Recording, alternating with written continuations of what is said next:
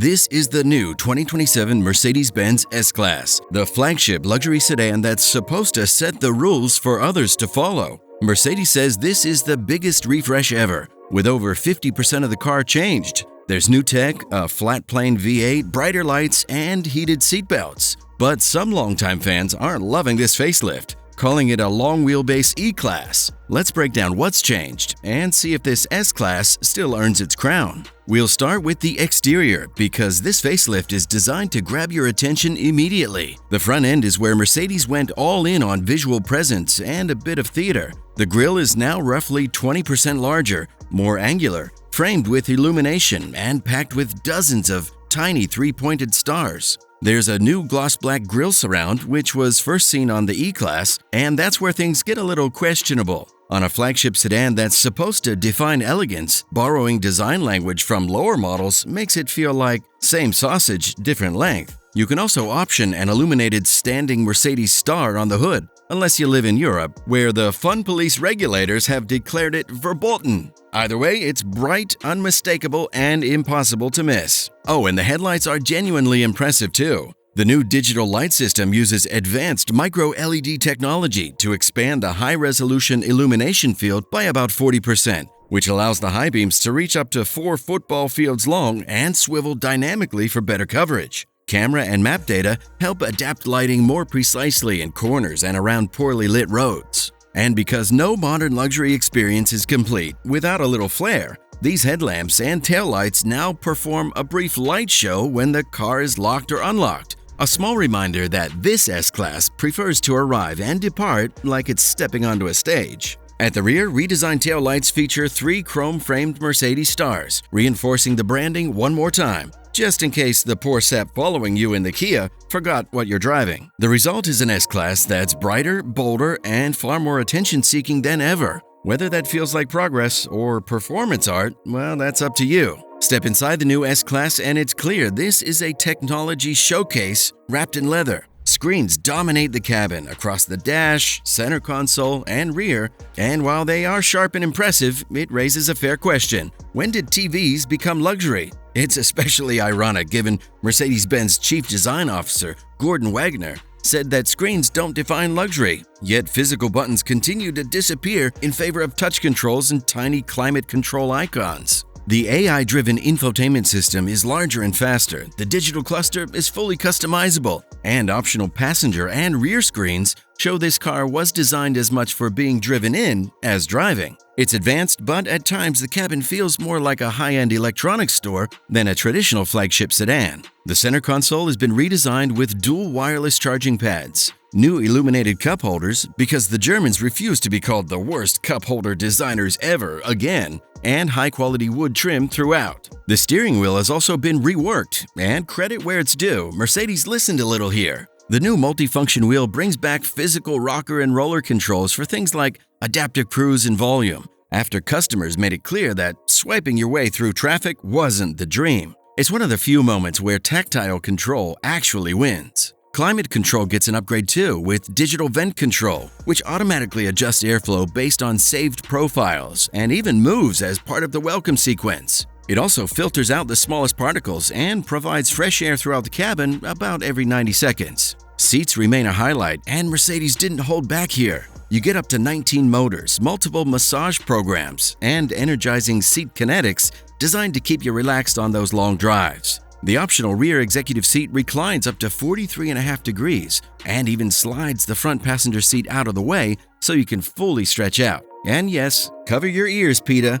These seats are wrapped exclusively in real animal hides. No faux leather substitutes like BMW or Genesis offer. Mercedes is clearly still playing in the old-school luxury lane. Add the Burmester 4D surround sound, which literally vibrates the seats so you don't just hear the bass, you feel it. And the S-Class once again proves it knows how to do indulgence better than just about anyone. And then there are the heated seat belts, the gentle embrace you apparently need after dropping $200,000 on a car. They warm up to about 111 degrees Fahrenheit or 44 degrees Celsius, which is comforting, reassuring, and just hot enough to give you a little premium-grade moob sweat. At night, the interior is undeniably striking, with immersive, customizable ambient lighting that some buyers will love. Others may find it a step too far. trading timeless elegance for something more theatrical. Either way, the cabin remains seriously luxurious, deeply engineered, and undeniably impressive, even if it sometimes solves problems no one asked for.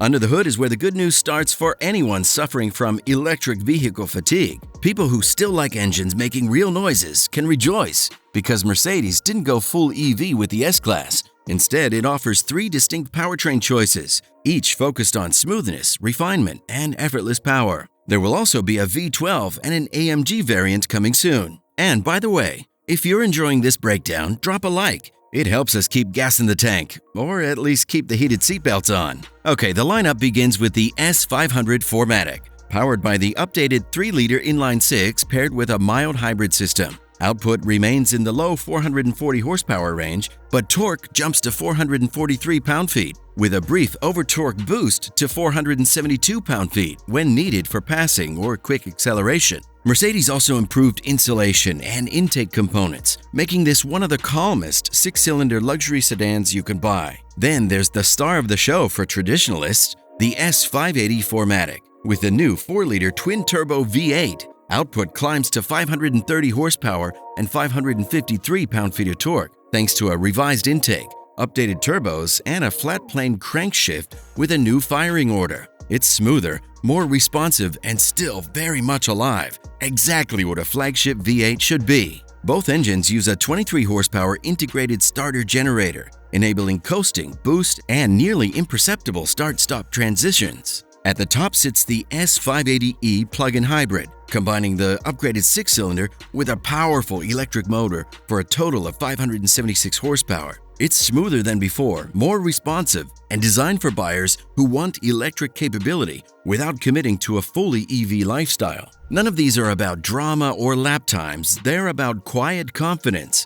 And on that front, Mercedes still knows exactly what it's doing. Underneath all the lighting effects and luxury theater, the S-Class still rides on one of the most sophisticated chassis setups in the business. And this is where Mercedes really reminds you why this car has dominated for so long. Every S-Class now comes standard with all-wheel drive and airmatic air suspension, delivering the calm, isolated ride the nameplate is famous for. Both airmatic and the optional e-active body control benefit from new intelligent damping that actually adjusts before the car hits a bump. Using road data from other Mercedes vehicles ahead, the system distinguishes between sharp potholes and longer speed bumps, then proactively prepares the suspension to soften the impact. It's nerdy, patented, and more importantly, it works. The result is an S-Class that glides over broken pavement with almost eerie composure. Expansion joints, rough asphalt, city potholes, they're dismissed with the kind of quiet confidence few cars can match. Rear axle steering is now standard at 4.5 degrees,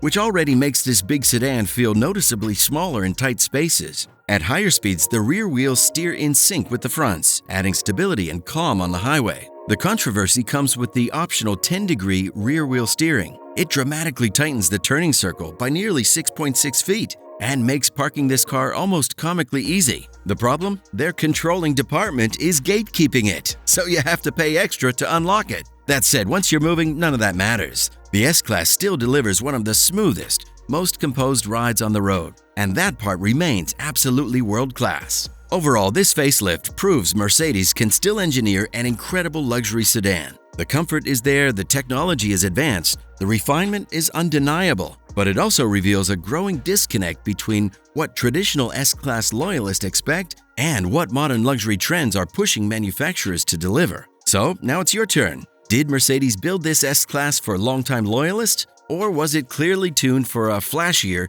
screen-heavy global market, especially China? Does this facelift still deserve the luxury crown? Or was the W222 generation the high watermark for what an S-Class should be? Drop your thoughts in the comments. We want to know where you land on this one.